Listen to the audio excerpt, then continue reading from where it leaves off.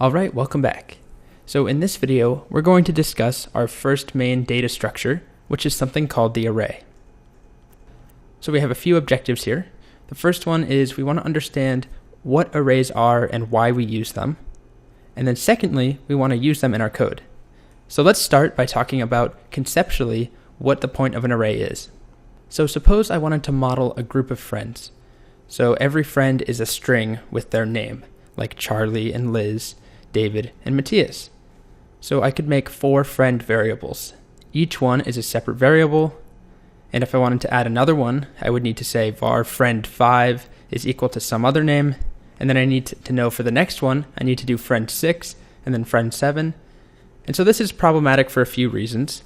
One is that this code is not what we would consider dry. There's a lot of repeated code here. Also, these friends aren't related to one another.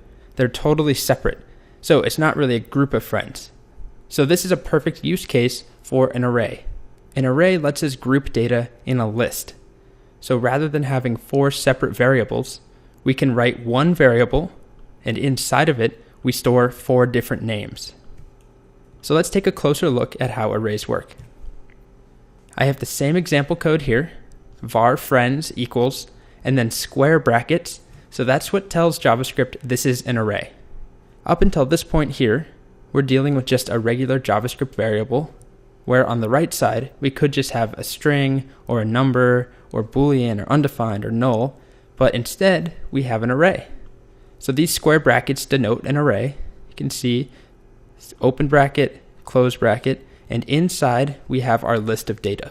To declare an array, it's a comma separated list. So we have our values like Charlie, comma, Liz, comma, David, comma, Matthias. And that results in an array of 4 items. The second important piece of information about arrays is that they are indexed. Just like characters in a string, where there's a specific number that corresponds to every character starting at 0, arrays are also indexed starting at 0. So every slot in this array has a corresponding number. When we make this array here with these 4 names, here's a diagram representing how the array is created in memory. So we have Charlie stored with the number 0 as its index, Liz with 1, David with 2, Matthias with 3.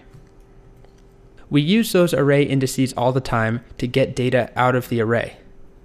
So here I'm initializing the same exact array, and if I want to get Charlie out of the array, I need to know the index that corresponds to Charlie, which is 0, and then all I do is write friends, the variable name, bracket 0, just like we would for a string if I wanted the first character.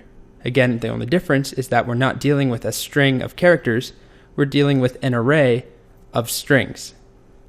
So friend0 is going to give me Charlie. Likewise, if I did friends1, that gives me Liz, plus a heart, plus friends2 gives me David, and we end up with Liz, heart, David. We can also use the indices to update array values. So if Charlie wants to change his name to Chuck, all I have to do is find Charlie in the array with index 0, friends 0, and set it equal to another string, Chuck. So then our array looks like this, where we have Chuck at index 0. Same thing with Liz. She changes her name to Lizzie. We just find the correct index for Liz, which is 1. Friends of 1 equals Lizzie, as you can see here, and our array now looks like Chuck at 0, Lizzie at 1. The next feature of arrays is that we can also add data to an existing array. So if I got a new friend, which would be awesome, I could really use some new friends, all that I need to do is access friends and put an index in here that doesn't exist yet. So in this case, 4.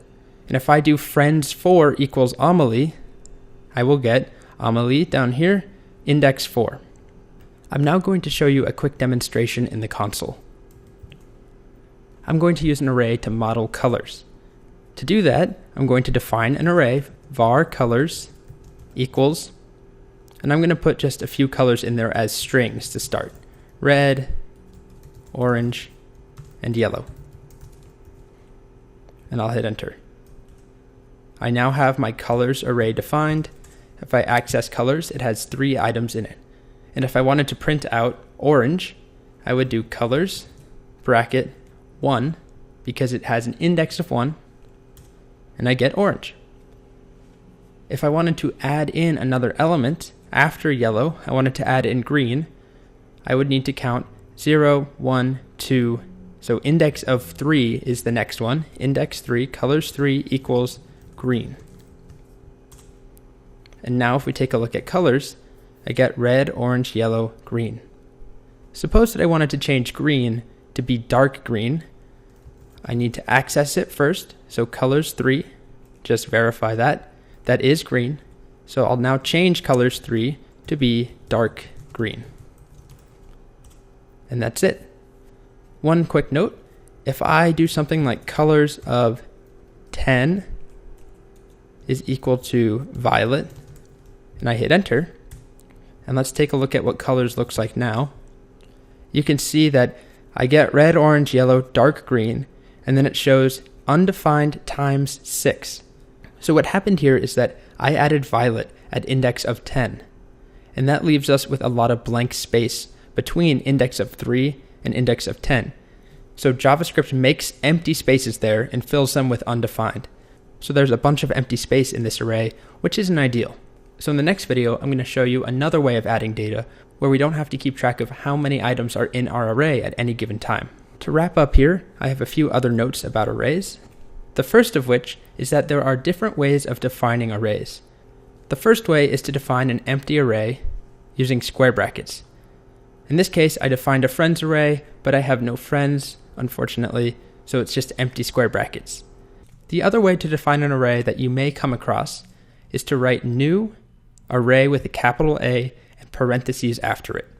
So I won't go into too much detail as to what this is, but think of this as a function. It is a function, we're calling it with parentheses, that makes us a new array, just like this one does. So these are equivalent. In both cases, we have a friends array that's empty. The next point is that arrays can hold any type of data. So you've only seen them so far with strings, like Charlie and Liz, but we can fill them with numbers, with booleans, with null, undefined, with strings, with other arrays, which we'll see a little bit later. So we can fill arrays with all sorts of data, and they don't all have to be of one type. So here's an example with a number, a boolean, a string, and null all in one array. The very last thing I'll point out is that arrays also have a length property, just like strings. In this example, I'm defining an array of 4 items, and when I run nums.length, it gives me 4. I'll go ahead and open up my console and demonstrate that. Let's define a new array here called dogs. And in dogs, I'm going to define a string Rusty, Wyatt, and Ollie. Just like that. And if I run dogs.length, I get 3 because length just counts how many things are in there. But remember that the highest index in this array is always 1 less than the length. So Ollie is at index 2. Dogs bracket 2, and you get Ollie. So that's important. Just like strings, we can define a string var name equals Rusty, and we do name.length. We get 5 because there's 5 characters, but the index of the y is index 4. Name of 4 gives me y because indices start at 0. All right, so that's it for arrays now. In the next video, we're going to have a quick problem set.